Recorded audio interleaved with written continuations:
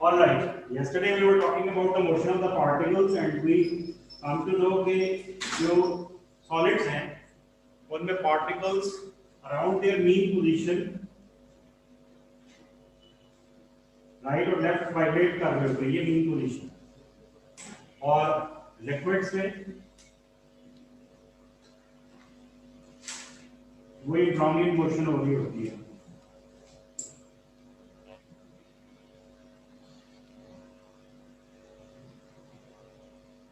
And so on. ठीक है? और gases में they are free to move anywhere.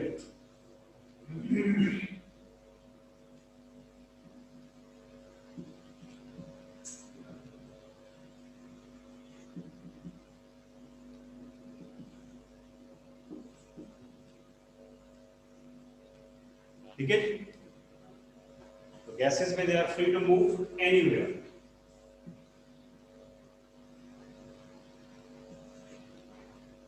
And so on. My question is कि इस मोशन को हम इंक्रीज कर सकते हैं किसी वजह से? कल हमने इसकी बात की थी और काइनेटिक एनर्जी हम इंक्रीज कर सकते हैं by increasing the temperature. So temperature helps to increase the kinetic energy. वो कैसे? मूवमेंट इसकी फास्ट है। मेरा सवाल है कि टेम्परेचर इंक्रीज करने से काइनेटिक एनर्जी क्यों इंक्रीज होती है? पार्टिकल्स की मोशन को हम इंक्रीज कर सकते हैं अगर हम उनको काइनेटिक एनर्जी दे दें और काइनेटिक एनर्जी उनको मिलती है टेम्परेचर से। तो टेम्परेचर कैसे काइनेटिक एनर्जी को इंक्रीज करता है? जब काइनेटिक एनर्जी इंक्रीज होती है तो पार्टिकल्स ग्रेजुअली सेल्फिश होना शुरू हो जाते हैं, उनकी आपस में अट्रैक्शन कम होना शुरू हो जाती है। गुड। और हम बट हाउ, क्यों, कैसे? चलो गुड हो गया, तकरीबन सब लोग आ गए। ओके, यस्टरडे सारा चल रहा था हमारा। वो पार्टिकल्स जो है एनर्जी गेन करते हैं इसलिए फास्टर मूव करना शुरू कर देते हैं। उससे क्या होता है? ये पार्टिकल सर उनके दरमियान कोलिजन होता है। कोलिजन हो जाता है। ठीक हो गया। ठीक अली साहब, ये मैंने कोशिश की है बेटा एक प्रेशर कुकर बनाने की। बन गया सर? बन गया, चलो कामयाब हो गए। तो जी मैंने इसको ना टेम्परेचर देना शुरू किया है, यहाँ चूल्हे पर रखा हुआ, हीट जा रही है, टेम्परेचर राइज हो रहा है प्रेशर कुकर का। प्रेशर कुकर में कुछ हो रहा है, दैट मीन्स कि ये हीट यहां से इसके अंदर काइनेटिक एनर्जी की फॉर्म में स्टोर होती जा रही है और उसमें आप एनर्जी चूंकि स्टोर हो रही है, this is going to do some work, कुछ ना कुछ ये धमाका जरूर करेगा क्योंकि इसमें एनर्जी स्टोर होती जाती है। समझ रहे हो? तो जब हीट एनर्जी स्टोर होती जाती है तो टेम्परेचर राइज होता है। ओके, अब ये क्योंकि इसके अंदर हीट एनर्जी सेव हो रही है, राइट, तो अब उसके पार्टिकल्स अंदर परेशान होना शुरू हो गए। जिन बच्चों में एक्स्ट्रा एनर्जी होती है वो एक्स्ट्रा हाइपर होते हैं, वो क्लास में बैठ भी नहीं सकते आराम से। वो हों भी ना, बैठे भी हो तो कभी हाथ ला रहे हैं, कभी पांव ला रहे हैं, कभी यूं, कभी कुछ, कभी एक दूसरे को पंगा। That is because of the energy. इसी तरह पार्टिकल्स हैं, जब इनकी एनर्जी इंक्रीज होती है ना तो इनके एम्पलीट्यूड में फर्क आना शुरू होता है।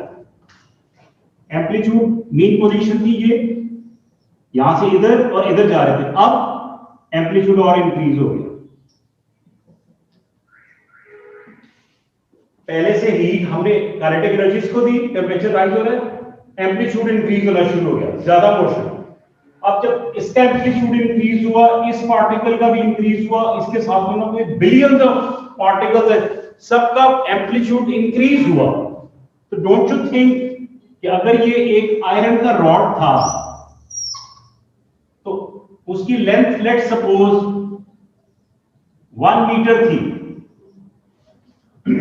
अगर हम इसका टेम्परेचर 100 डिग्री सेंटीग्रेड राइज कर दें तो इसके पार्टिकल्स की डोंट यू थिंक कि एम्पलीट्यूड इंक्रीज करेगा because of the absorption of kinetic energy. तो जब सबका एम्पलीट्यूड ज्यादा हो जाएगा तो इसकी लेंथ भी थोड़ी सी एक्सपेंड होगी। एक्सपेंशन होती है ना on heating, this is the reason. why why metals specially they expand, सारे मटेरियल एक्सपैंड करते हैं हीट करने में, because of this reason. Solids they expand. What do you think, liquids expand करेंगे कि नहीं करेंगे? तो वो गैसियस स्टेट में चले जाते हैं अगर कुछ ज्यादा एक्सपैंड कर जाएगा. नहीं, उससे पहले रहते हैं लिक्विड्स भी एक्सपैंड करना चाहिए हमको. नहीं करते हैं बेटा, करते हैं, वो भी करते हैं. गैसेस एक्सपैंड करती हैं. Yes sir. दोबारा धूप में लेके जाए फट जाता है ना, एक्सपैंड हो फट जाता है, नजर भी नहीं आता फट जाता है. Okay, so things they expand on heating because of this reason that they absorb energy, kinetic energy, और फिर इनके पार्टिकल्स की मोशन बहुत ज्यादा हो जाती है. अब इसी की मैं एग्जांपल ले रहा हूं. इसके अंदर पार्टिकल्स थे, पार्टिकल्स पहले तो ठंडा पानी था, फिर गर्म हुआ, तो इन पार्टिकल्स की मोशन कैसी है, लिक्विड है रिमेंबर, इसमें पार्टिकल्स की मोशन कैसे हो रही है, फास्ट होती जा रही है. फास्ट में ये लिख रहा हूं, particles have started moving fast. जैसे जैसे टेम्परेचर राइज कर रहा है उनकी मोशन और फास्ट होती जा रही है. ट्रू. लेट्स सपोज ये यहां से बंद हो, ठीक है. जब हम पल्सेस या इस तरह की कोई चीज इसमें बनाते हैं, पकाते हैं, दालें वगैरह, तो we need to be a little more careful. यहां से यानी कि ये 3/4 से ज्यादा नहीं भरना इसको पानी से. वो क्या करती है, बॉयल होकर समटाइम फंस जाती है. जब फंस जाती है फिर गैस अंदर ही, उसकी स्टीम अंदर ही रहती है, ओए होए, फिर और ही अंदर, फिर प्रेशर बढ़ता जाता है, फिर एक वक्त आता है जी धमाका होता है, which is very very dangerous. ठीक है सर, धमाका इसी वजह से होता है कि हम उसके ऊपर कवर बांध देते हैं तो खराबी होती है. तो हाँ, ये ऊपर से बंद होएगा ना, अगर इसको वेंट आउट करने के लिए इसका ये वेंट जो है ये बंद हो जाए, अगर ये इसकी वो नोजल से बंद हो जाए किसी वजह से, स्टीम बाहर ना निकले, तो फिर प्रेशर अंदर ही अंदर जनरेट. और हाँ जी, ये टेम्परेचर की वजह से पार्टिकल्स. ठीक है, तो अब इनकी मोशन फास्ट होती जा रही है. मेरा सवाल ये है, जब पार्टिकल्स की मोशन फास्ट होगी तो what do you think, what about the collision amongst them, उसका रेट क्या हो जाएगा पहले से? ज्यादा हो जाएगा कोलिजन्स का rate. More frequent collisions only. What do you think? Yes, sir, the rate of collisions would increase. Rate will increase. Excellent. तो जब रेट इंक्रीज होगा तो सिर्फ पार्टिकल्स का आपस में होगा या with the walls of the container भी इंक्रीज हो जाएगा?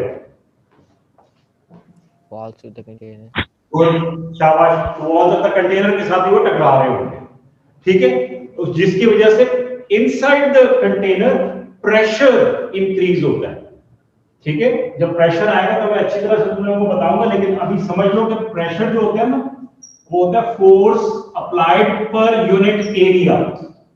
तो जिस जिस जगह पे फोर्स लग रही है इनकी, वहां पर इनका प्रेशर बन रहा है.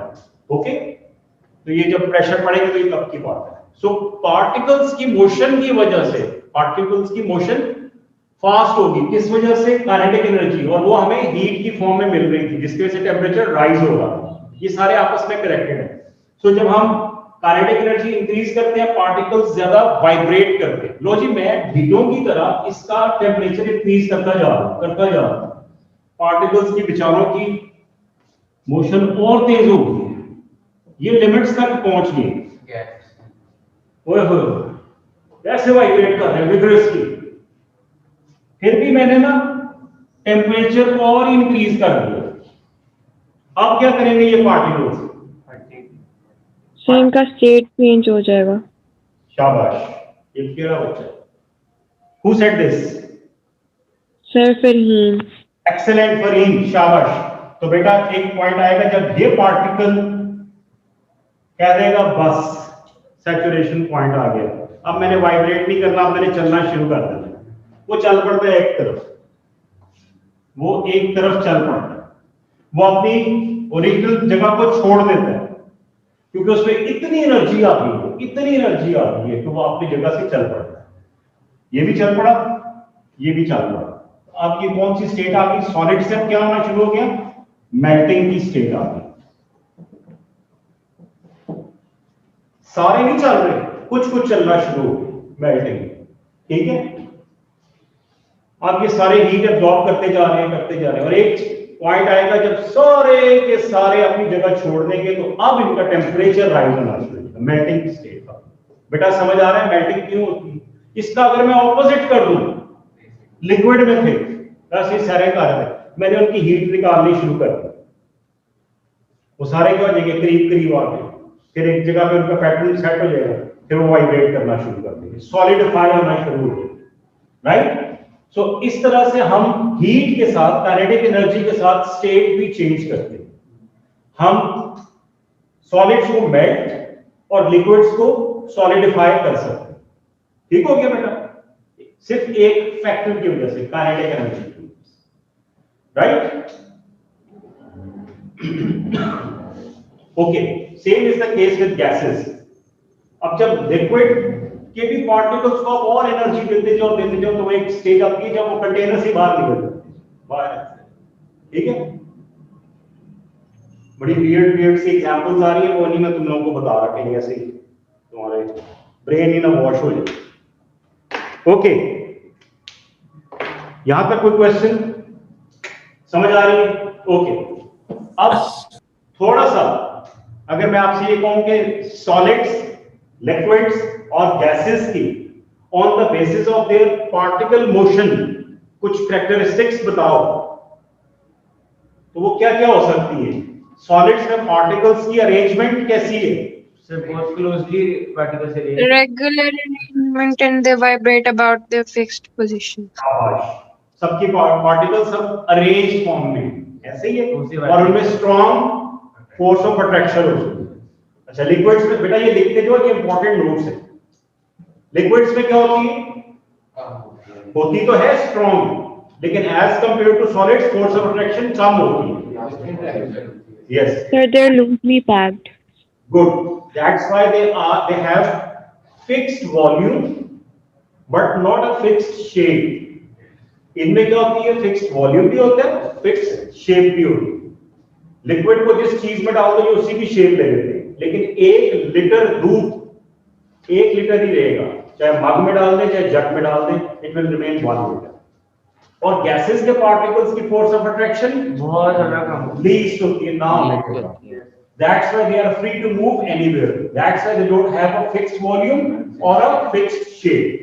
लिख लो बेटा ये पहला पॉइंट। सर एक प्रेशर कुकर है, उसमें स्टीम है अच्छी खासी, अब उसको हमने उठा के फ्रिज में रख दिया, सर वो वापस से लिक्विड हो जाएगा। अब फ्रिज क्या करेगा? ठंडा करेगा उसको, उसके ठंडा करने का मतलब है उसकी एनर्जी खत्म करता जाएगा, ठीक है, तो फिर क्या हो जाएगा? वो लिक्विड हो जाएगा। बेटा जब तुम्हें घर में बड़ा शदीद गुस्सा बना चढ़ा होता है शदीद, तो तुम क्या बने होते हो? Pressure cooker. फिर अम्मी या अबू में से कोई एक, नहीं मेरा बेटा ऐसे नहीं होता, कोई बात नहीं, क्या कर रहे होते हो? तुम्हें कूल डाउन कर, फिर तुम क्या करते हो? दोबारा नॉर्मल, फिर शैतानियां करते हो, फिर छितर पड़ते हो। अच्छा मतलब आप कम कर रहे हो, ठीक है, तभी तो कहते हैं कि बंदा All right. आपका भला होता है। हाँ आगे चलते हैं। सो सबसे ज्यादा maximum force of attraction solids में, लिक्विड्स में कम और गैसेस में सबसे के बराबर। इनका वॉल्यूम फिक्स्ड, शेप फिक्स्ड, इनका शेप फिक्स्ड नहीं है, नहीं है, वॉल्यूम फिक्स्ड है, इनका कुछ फिक्स इसका कुछ भी फिक्स नहीं है। ठीक है। Particles they are in the constant vibratory motion, vibratory motion last particles are particles in liquids, they are moving, they are free to move within the liquid, they are free to move within the liquid, liquid के अंदर अंदर move करते हैं, और gases में they can move anywhere, free to move। ठीक है बेटा, हमने अरेंजमेंट की बात कर दी, हमने force of attraction on the particles की बात कर दी, हमने पार्टिकल्स की मूवमेंट की बात कर दी। ओके, इस पूरे डिस्कशन को अगर मैं कोई हेडिंग दूं तो उसको कहते हैं काइनेटिक थियरी ऑफ पार्टिकल। जी बेटा, ये सारा केमिस्ट्री में भी है, ये वही वाली है। Matter, right, matter. मैंने तुम्हें पार्टिकल्स की example the, kinetic theory of matter. बेटा ये टेम्परेचर या हीट की बेस है, यहां से तीन चीजें आगे चलती है। ठीक हो गया बेटा? यहां तक कोई क्वेश्चन इस टॉपिक का रिलेटेड? कोई क्वेश्चन? चलिए P equals to F over A। वो बेटा प्रेशर है, जो प्रेशर से होगा तो फोर्स ओवर एरिया। हाँ, force over. Okay, solids, liquids और गैसेस की बेटा आपने बुक से जहां से भी आपका दे दिया, मेरे डिस्कशन से जो आपने पॉइंट्स लिखे हैं वो कंपैरिजन में लिखना, तीनों के आमने सामने। ठीक है बेटा? ओके, और ये वाला टॉपिक हमारा काइनेटिक थ्योरी वाला खत्म हो गया and you have got quite good understanding. We can start temperature. No बेटा, जिन बच्चों ने मेरे साथ टेम्परेचर पढ़ा हुआ है वो थोड़ा सा मैं इसको क्विकली कराऊंगा, तो कोशिश करना कि वो जो बच्चे पहली मरतबा पढ़ रहे हैं वो थोड़ा इंटरेक्ट करें ज्यादा। ठीक है? हाँ, सर कोई सब्सटेंस हॉट होता है क्योंकि उसके अंदर काइनेटिक एनर्जी होती है, तो अगर टेम्परेचर हमने मेजर करना हो वो हम कहते हैं how hot a substance is, तो therefore temperature is the average kinetic energy of particles. Okay, good, शाबाश। आ जाओ जी, टेम्परेचर एंड हीट क्या होता है? चुप कर जा, तुझे पढ़े, चुप कर। मेरे बच्चे पहली बार आए हैं, वो 10वीं के बने जी। What do you think what is temperature? नहीं, आप आ गया तो चुप करके बैठो जी। Decrease and increase of kinetic energy. Degree hotness of a body, hotness या कोल्डनेस दोनों आ सकते। कोई और बच्चा?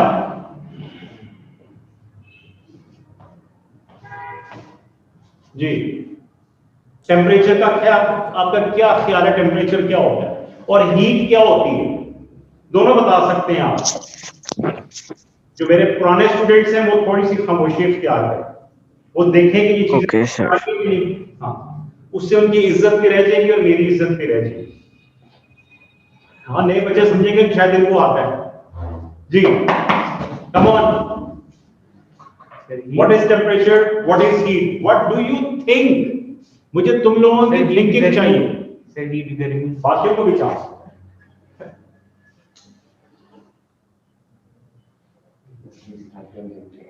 Aziz, when I say temperature, what is the first thing which comes to your mind? Sir, it is used to measure coldness or hotness.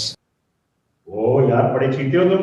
उसके ज़हन में एक डेफिनेशन आ रही है जो हमने ये लिखी है, डिग्री ऑफ हॉटनेस और कोल्डनेस ऑफ अ बॉडी। मैं तो जब भी टेम्परेचर की बात करता हूँ थर्मामीटर मेरे माइंड में आ जाता है। यस, ठीक है? तो जो चीज आ रही है ना फर्स्ट थॉट, वो बताओ, चाहे वो ठीक है या गलत है। No issues, no matter. फिर हीट पे गर्मी आती है। हीट से गर्मी आती है। वेरी गुड भाई, लिख देते हैं गर्मी। कोई बात नहीं, इट्स ओके जी बेटा। पुराने स्टूडेंट्स बता सकते हैं मेजरमेंट ऑफ डिग्री। जी बेटा, कोई आराम से बोल रहे हैं, थोड़ा सा माइक्रोफोन के पास होके बोले।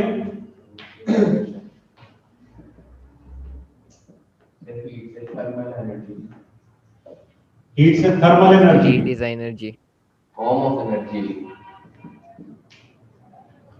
Sir, heat is directly proportional to the kinetic energy. Form of energy. Heat is directly proportional to kinetic energy. Okay, लिख देता हूँ, मुझे क्या? Heat is kinetic energy. शाबाश, heat is kinetic energy. शाबाश शाबाश। Heat is the total kinetic. इर्तिजा तुम बोले ना तो तुम्हें मैंने मार्कर से मारा। सबसे कुछ जी। साद, अरीबा, मरियम, हादिया, तुम लोगों की बारी है, बताओ।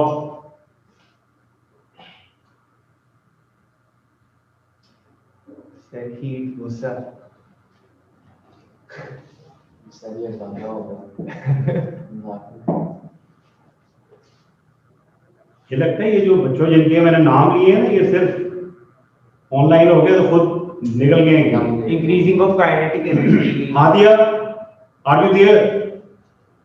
हादिया बेटा, अगर जवाब नहीं दोगे तो मैं यहां से रिमूव कर दूंगा।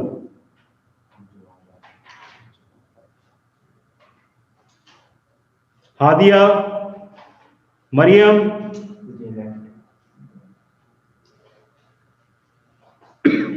सर मुझे बता दें। किसकी आवाज आई थी? ये अब्दुल्ला बोल रहा है। आप हमें मौका दें, हम बता दें। अच्छा ओके, ठीक है। हाँ जी बेटा जी, ये सारी चीजें ना हीट और टेम्परेचर से मिलती जुलती है, इनमें से कोई भी रॉन्ग नहीं है, सब ठीक है, शाबाश। फिर हीटर। लेकिन फर्क क्या है? तो what is the difference? What is the difference? अगर आपके घर को जो माली आता है या खानसामा है या वो मासी है, जो उसको आपने समझाना है कि भाई ये टेम्परेचर में और हीट में फर्क होता है, हमने फिजिक्स में पढ़ा है, तो कैसे समझाओगे? बताओ मुझे। Sir, heat is a form of energy.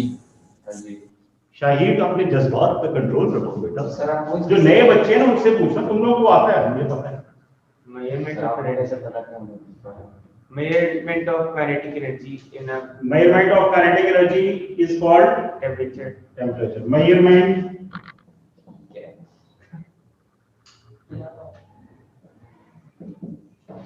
kinetic sir energy जिनको नहीं आता वो is called Temperature. temperature. Okay ji, Increase and decrease in kinetic energy. बस इतना ही जी। अजीज, अली जाजेब, साद, अरीबा, योर टर्न। फरहीन आपकी। सर जो टेम्परेचर होता है that's the measurement of heat भी हो सकता है और कोल्डनेस भी हो सकता है, लेकिन the heat is just the thermal energy. Heat और कोल्डनेस बोथ, शाबाश। मेजरमेंट ऑफ हीट और कोल्डनेस इज टेम्परेचर, यही कह रहे हैं ना अरीबा? शाबाश बेटा जी। यस। कोई और difference?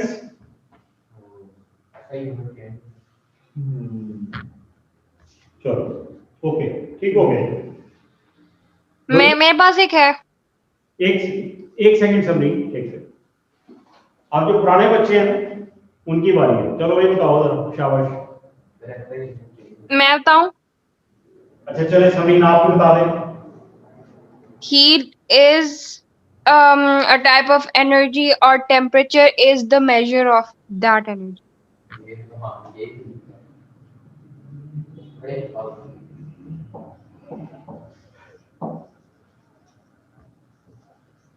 Heat is a type of energy and measurement of that is temperature, बताया हुआ है इन्होंने पहले। हाँ जी, अब रुक जाओ जरा, आप गप्पे नहीं लगानी, टाइम नहीं वेस्ट करना। हाँ जी, पुराने बच्चों में से कोई मुझे एग्जैक्ट बताए what is temperature and what is heat energy? So temperature is a measurement of hotness and coldness, while the heat is only a thermal energy. Temperature is the average kinetic energy of particles. ये कुछ नई बात निकली, शाबाश। Temperature is the सबरीन Average kinetic energy of particles. Sir, heat is the thermal transfer of thermal energy. Heat is referred to amount of thermal energy. नहीं बेटा, ये गप्पे नहीं, ये गूगल गप्पे नहीं चलेंगे। Temperature is measured in KCF. Centigrade. Average kinetic energy of particles। Sir heat की डेफिनेशन तो और हीट का क्या है जी? सर हीट रेफर्स नहीं, डेफिनेशन तो बेटा किताबें आपके पास पड़ी हुई है, फिर पढ़ने का फायदा क्या है? किताब से पढ़ना है तो घर बैठ के पढ़ो ना, फिर इधर क्या करना है? मुझे वो बताओ जो तुम्हारे समझ में। Heat is the total kinetic energy of और इंतजार चीते लगे होते हैं। surface. सर सारों में ये तो जनरल काइनेटिक एनर्जी है। Heat is the total kinetic energy of the particles. देखो बेटा, ये बड़ी डेलिकेट सी डेफिनेशन है जिनके डिफरेंट मीनिंग्स हैं दोनों के। Temperature heat is the total kinetic energy, ये है एवरेज काइनेटिक एनर्जी। मैं इनको जरा अंडरलाइन कर दूं ताकि आप लोग फोकस कर सको। आप लोगों को एवरेज का पता है मैथमेटिक्स में? How we can calculate average? Total over total. Total over total क्या है बेटा? सही तरह बात करो ना, ये कि यहाँ बैठ बाकी सब लोगों का टाइम तो नहीं हमने वेस्ट करना। टोटल अगर नहीं आ रहा तो खामोशी से सुन लो बाकियों से, बजाय ये कि हम ऊट पटांग बात करेंगे, बाकियों का भी टाइम वेस्ट करें। Tell me the right answer. Total of values divided by number of values. Total of values divided by number of values. Number of values over sum of values. Number of values over sum of values. यानी हम 5 बच्चे 5 बंदे इस class में हैं 5, और मैं कहूं हमारी एवरेज एज क्या है?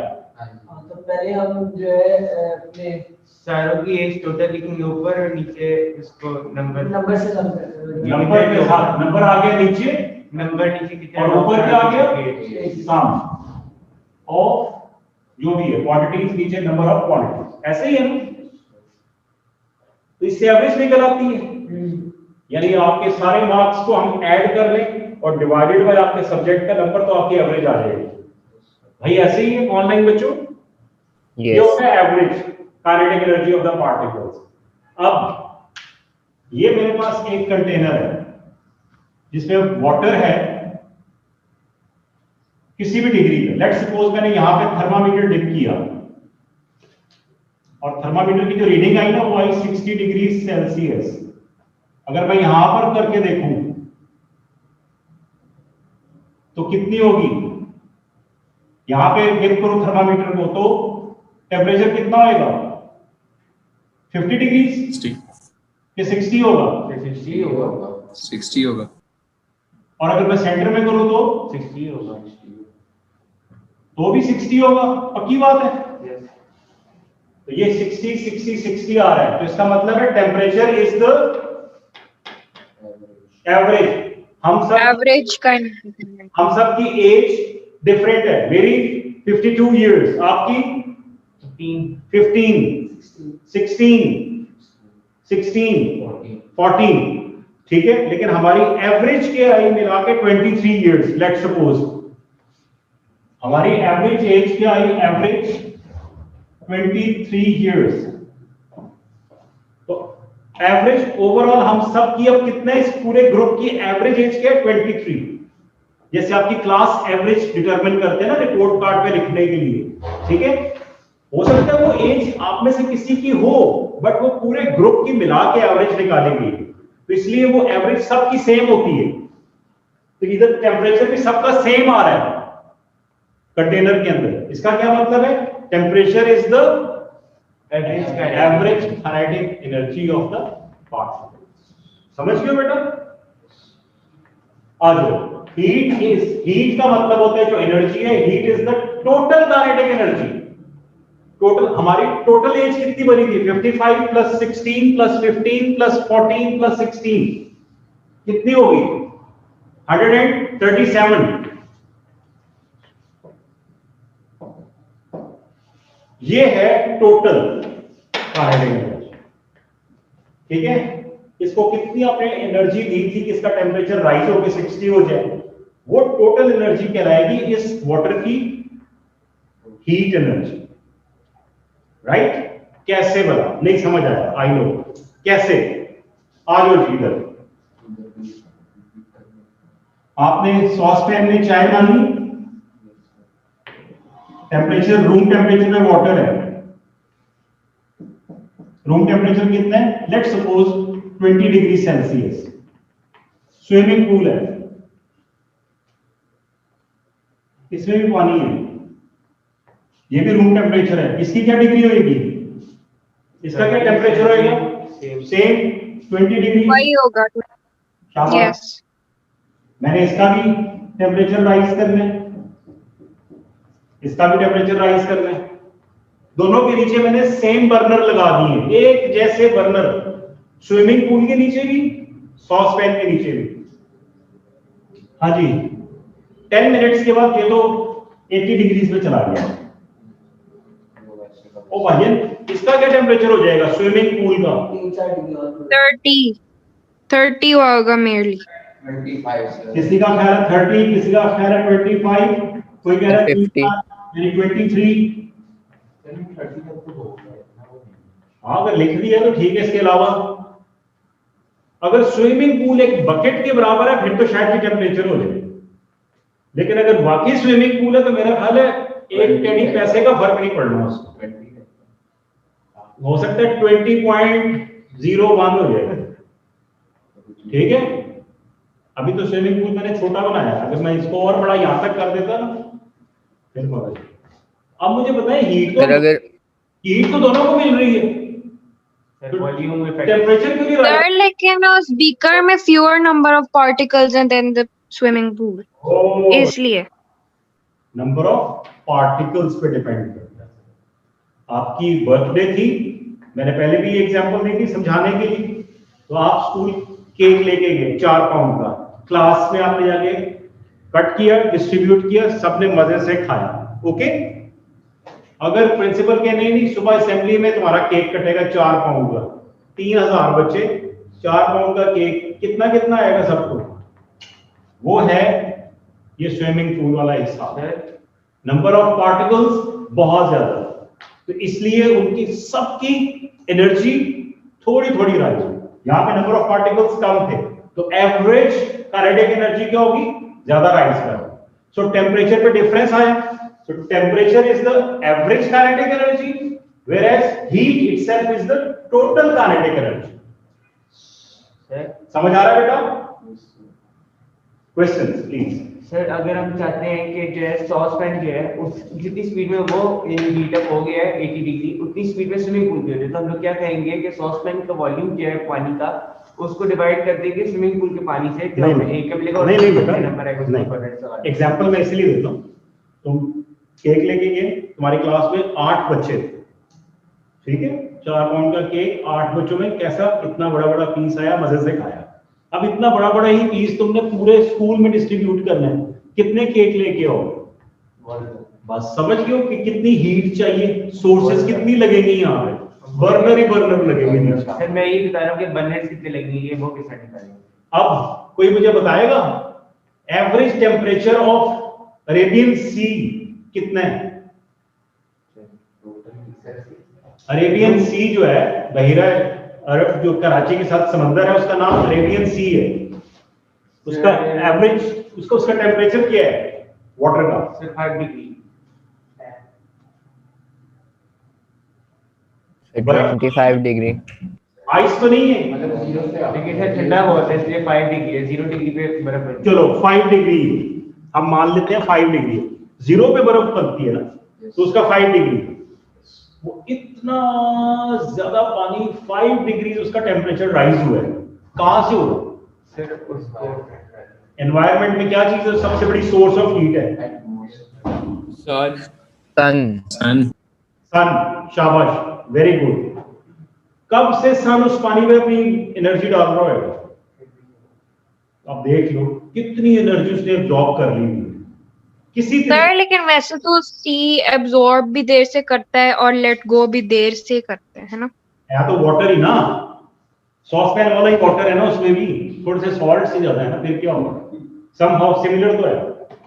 तो किसी तरीके से अगर हम सी की एनर्जी निकालना शुरू हो जाए तो कितनी एनर्जी मिल जाएगी हमें? बहुत ज्यादा। ऑलराइट, बात समझ आ रही है बेटा? तो हीट एनर्जी क्या होती है, टेम्परेचर क्या होता है? हीट एनर्जी का यूनिट क्या है? Joule. Joule. जूल, शाबाश, दिस इज अनदर डिफरेंस। और टेम्परेचर का केल्विन। केल्विन, ठीक है, डिग्री सेल्सियस, फ़ारेनहाइट, केल्विन, तीनों ठीक हो गया जी। और टेम्परेचर को मेजर करने के लिए भी यूज थर्मामीटर। थर्मामीटर। थर्मामीटर। अब थर्मामीटर में डिफरेंट टाइप्स हैं, कौन कौन सी हैं बेटा? अब मैं जरा Alcohol and mercury. इसको थोड़ा यहाँ पे मैं रोक रहा हूँ, ओके? आई एम श्योर आप दोनों के बीच temperature is the average kinetic energy, heat is the total kinetic energy of the particles. Total kinetic energy. Yes, sir. Okay, मैं आप इसको थोड़ा सा रोक रहा हूँ। ये हीट टेम्परेचर के बाद हम डिटेल से पढ़ेंगे, अभी हम जरा टेम्परेचर को डिटेल से देखते हैं। थर्मामीटर,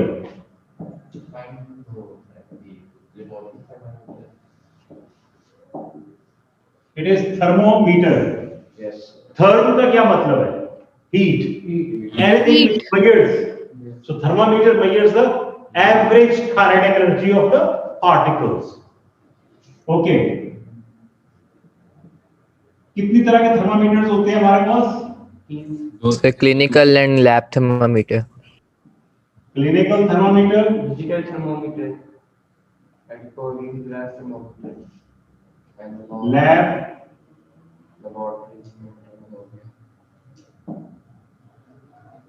और मर्करी, सारे को जंक्शन वाला भी होता है थर्मोकपल, एल्कोहल, थर्मोमीटर, डिजिटल कोई कह रहा था, और क्या था? थर्मोकपल। शाबाश, और बताओ थर्मोकपल के बाद?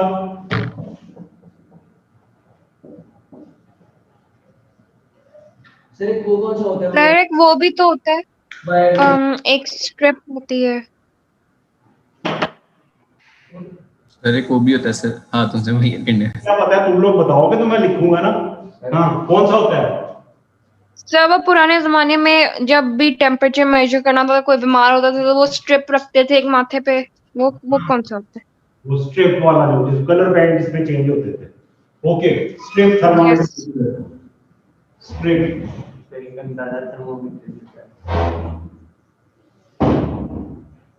जी बेटा, मैं कह रहा था सर एक अंदाजे का थर्मोमीटर भी होता है। वो किधर से मिलता है? हाथ से बता दीजिए। हाथों वाला। वो हाँ इधर से ना बेटा, कहीं जा भी सकता है। ओके, ये वैरायटी है थर्मामीटर्स की। हमने जो पढ़ने हैं ना, वो ये वाले पढ़ने हैं।